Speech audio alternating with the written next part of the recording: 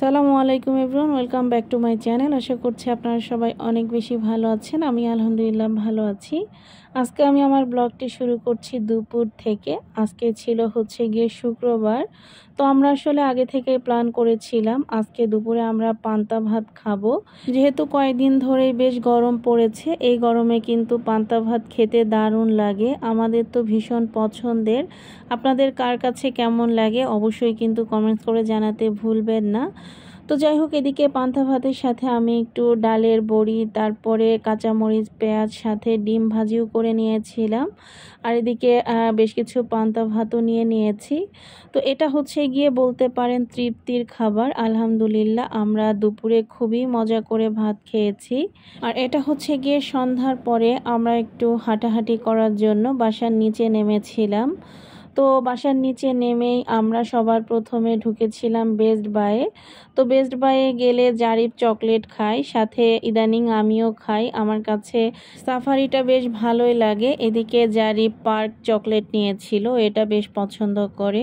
আর জারিফ আসলে পছন্দ করে না কোনটা সেটা বলাটাই আসলে অনেক বেশি মুশকিল।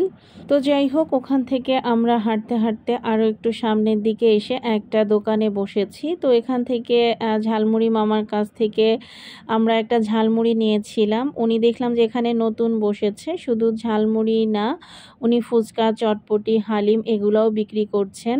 আর ওনারা দেখলাম যে ঝালমুড়িও কয়েক ধরনের বিক্রি করছেন। আমরা নর্মাল যে ঝালমুড়ি থাকে ওটাই নিয়েছিলাম। এক প্লেট 30 টাকা নিয়েছিল। ডিম দিয়ে মাখিয়ে দিলে 50 টাকা করে রাখে, আর গরুর মাংস দিয়ে মাখিয়ে দিলে 70 টাকা করে রাখে। আর এই হালিমটাও ওনারা 70 টাকা করে রেখেছিল। তো আমরা একটা ঝালমুড়ি নিয়ে ট্রাই করে দেখলাম, মাশাআল্লাহ বেশ মজা। আর একটা হালিমও নিয়েছিলাম, হালিমটাও আমাদের কাছে বেশ ভালো লেগেছে, কারণ ওনারা এখানে একদমই সলিড মাংস দিয়েছিল। ওই জন্য বিশেষ করে এই ধরনের হালিমে কিন্তু এরকম পিওর মাংস ব্যবহার করে না। তো আমরা ওনাদের কাছ থেকে ভালো করে শুনেই হালিমটা নিয়েছিলাম, কারণ অনেক জায়গায় দেখা যায় যে ওনারা গরুর মাথার মাংস এবং ভুঁড়ি টুড়িও ব্যবহার করে। তো ওই জন্য আমরা খেলে জিজ্ঞাসা করে খাই। তো আমরা সামনের দিকে গিয়ে একটু বসবো, ওই জন্য এখানে কিছু বাদামও কিনে নিয়েছিলাম। আর এদিকে আবার দেখলাম যে পাশে একটা মামা আনারস বিক্রি করছেন। তো ভাবলাম যে গরমের মধ্যে আনারস মাখা খেতে হয়তো বেশ ভালো লাগবে।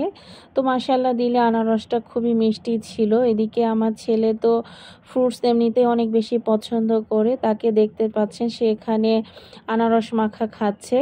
জারিফের জন্য ওনাকে বলেছিলাম যে ঝাল একদমই না দিতে, উনি শুধু বিট লবণ আর কাসুন্দি দিয়ে মাখিয়ে দিয়েছে, ওই জন্য আমার ছেলেটা খেতে পেরেছে মাশাআল্লাহ। আর এদিকে বাহিরে মোটামুটি ভালোই গরম হলেও খুব মিষ্টি একটা বাতাস হচ্ছিল। তো ওই জন্য বাহিরের পরিবেশটাও খুব ভালো লাগছিল, গরম একদমই লাগছিল না। আমি জারিফের বাবাকে বলছিলাম যে আজকের বাহিরের পরিবেশটা খুবই মিষ্টি লাগছে।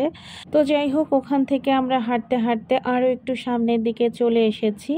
মেইনলি আমরা আর একটু খোলামেলা জায়গা চাচ্ছিলাম, যেহেতু ওখানে বেশ কিছু দোকানপাট, তো ওই জায়গাটা বেশ ভালোই ভিড়। তো ওই জন্য এদিকে এসে বসেছি। রাতের বেলা তো ওই জন্য ভালো বোঝা যাচ্ছে না, এখানেও কিন্তু আশেপাশে জায়গায় জায়গায় লোক বসে আছে। আর আসলে ইদানিং যেহেতু প্রচুর পরিমাণে গরম পড়েছে, ওই জন্য আমাদের বাহিরে কোথাও ঘুরতে যাওয়া হয় না। দেখা যায় যে বেশিরভাগ সময়ে আমরা বাসাতেই থাকি, আর যদিও কোথাও যাই সেটা গিয়ে বাসার নিচেই হাঁটাহাঁটি করে তারপরে বাসায় চলে যাই। তো যাই হোক, ওখানেও কিন্তু আমরা বেশ কিছুক্ষণ বসেছিলাম, বসে বসে আমরা তিনজনেই বাদাম খাচ্ছিলাম। আর এদিকে ঘড়ির দিকে তাকিয়ে দেখি যে 9টার মতো বেজে গিয়েছে, তাই এখন আমরা বাসার দিকে চলে যাচ্ছি। যেহেতু হাঁটতে হাঁটতে বেশ খানিকটা ভিতরে চলে এসেছিলাম, তো আমরা যাওয়ার সময় একটা রিক্সা নিয়েছিলাম, কারণ এত দূর হেঁটে যাওয়া সম্ভব না, কারণ এই গরমে বেশি হাঁটলেও ঘেমে যেতে হয়। তো এই যে আমরা রিক্সায় করে চলে এসেছি বাসার নিচে। আর এদিকে আমি অনলাইনে ফ্রোজেন 2টা জিনিস অর্ডার করেছিলাম। বাসার নিচে এসে দাঁড়াতেই ডেলিভারি ম্যান আমাকে ফোন করে। তো ভাবলাম যে পার্সেলটা নিয়েই তারপরে উপরে উঠি। তো এই যে এখন আমরা অলরেডি বাসায়ও চলে এসেছি। তো জিনিসগুলো দেখে আমি একটু হতাশই হয়েছিলাম, কারণ ডেলিভারি ম্যান নাকি বিকেলে বের হয়েছিল। উনি সব জায়গায় পার্সেলগুলো দিয়ে আমাকে সবার শেষে দিতে এসেছে। আর এদিকে আমি আসলে 1 কেজি ডোরে ফিশ অর্ডার করেছিলাম আর 1 কেজি রেডি টু কুক যে ভুঁড়িগুলা থাকে সেটা। তো ভুঁড়িটা দেখেও আমার কাছে খুব একটা ভালো লাগেনি। আর ডোরে ফিশটা ফ্রেশ ছিল, ভালো ছিল, বাট উনি আনতে আনতে একদম গলে গিয়ে পানি বের হয়ে গিয়েছিল। যদিও ঠান্ডা ছিল জন্য কোনো প্রবলেম হয়নি। আর ভুঁড়িটা আমি সাথে সাথে খুব ভালোভাবে আবারও ক্লিন করে সেদ্ধ বসিয়ে দিয়েছি। আর ভুঁড়িটাতে প্রচুর পরিমাণে চুন দিয়ে ক্লিন করার কারণে একদমই খেতে ভালো লাগেনি। সেটা আমি আপনাদের সঙ্গে নেক্সটে শেয়ার করব ইনশাআল্লাহ। আর এই ফুলটা কিন্তু রাস্তার পাশে হয়, তারপরও দেখতে মাশাআল্লাহ কত সুন্দর। তো যাই হোক, রাতের বেলা আমি একটু ছাদে এসেছিলাম গাছে পানি দেওয়ার জন্য।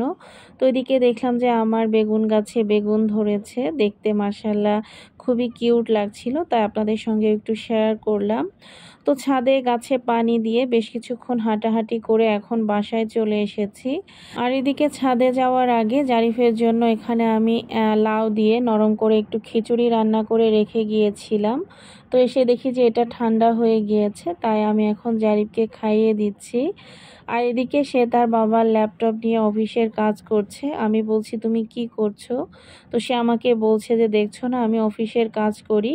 পরে বলছে যে ও আমারও তো একটা ল্যাপটপ আছে, তো সেটাও সে বের করে নিয়েছে। ছোট বাচ্চাদের এই ধরনের কার্যকলাপগুলো দেখতে কিন্তু খুব ভালো লাগে। তো সবাই আমার বাবাটার জন্য অনেক অনেক দোয়া করবেন। তো যাই হোক, জারিফকে খাইয়ে এখন আমি একটু বেলকনিতে এসে বসেছিলাম। বেলকনিতে এত মিষ্টি একটা বাতাস হচ্ছিল, আশা করছি আপনারা দেখতেই পাচ্ছেন। তো বাতাসটা উপভোগ করতে আসলে খুবই ভালো লাগছিল। তো আজকের ভিডিওটা এই পর্যন্ত। সবাই ভালো থাকবেন, সুস্থ থাকবেন, আমাদের জন্য দোয়া করবেন। আল্লাহ হাফেজ।